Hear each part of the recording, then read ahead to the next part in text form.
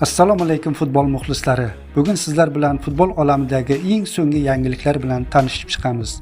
Agar kanalimizga obuna bo'lmagan bo'lsangiz, obuna bo'ling va ushbu videoga kanalimiz rivoji uchun like bosishni unutmang. Xorazm vingeri Sunnatullo Abdullajonov faoliyatini Termiz jamoasida davom ettiradi.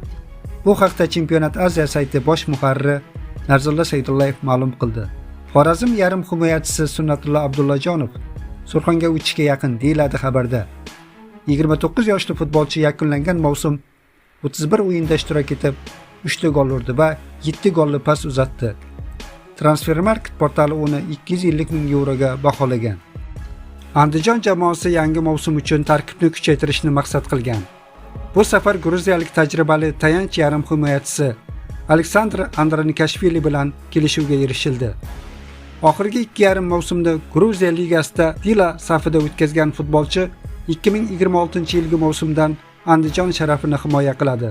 Andranikashvili 1999-yilning 9-aprel sanasida Gruziyaning Tiflis shahrida tavallud topgan.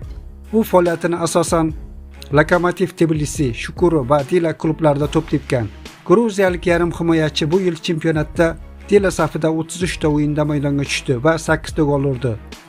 Futbolchi Dila bilan birga mamlakat kubogi hamda Super kubokni qo'lga kiritdi, deyiladi andijonliklar xabarida. Markaziy himoyachi Odil Abdumajidov faoliyatini Vodiyda davom ettiradi. Bu haqda Chempionat Aziya sayti bosh muharriri Narzulla Saydullayev ma'lum qildi. Markaziy himoyachi Odil Abdumajidov faoliyatini Andijonda davom ettiradi, deyiladi xabarda. 24 yoshli futbolchi yakuniga yetgan mavsum g'uzorliklar safida 10 ta o'yinda ishtirok etgan edi. Baniyas yarim himoyachisi Akmal Mazgovoy O'zbekistonga qaytishga yaqin. Yarim himoyachi yangi mavsumda Andijonda o'tkazishga yaqin deb xabar bermoqda Narzulla Saydullayev. 26 yoshli yarim himoyachi o'tgan yozda Nasafdan Birlashgan Arab Amirliklariga ko'chib o'tgandi. U joriy mavsum Baniyas safida 9 ta uchrashuvda maydonga tushdi. Dinamo jamoasi 2026-yilgi mavsum oldidan seleksiya ishlarini davom ettirib, navbatdagi yangi o'yinchi bilan kelishuvga erishganini ma'lum qiladi. Jamoamiz murabbiylar shtabi tayanchi yarim himoya chizig'i uchun bir qator yangi o'yinchilar nomzodini ko'rib chiqqach, Dinamo Burkina Faso milliy jamoasiga nomzod Dramani Solou bilan shartnoma imzoladi. 27 yoshli yarim himoyachi Burkina Faso milliy jamoasi safida 8 ta o'yinda maydonga tushgan. Xususan 2025-yilda Jahon chempionati 2026 Afrika qit'asi saralash bosqichi doirasidagi 2 ta o'yinda chaqirilgan.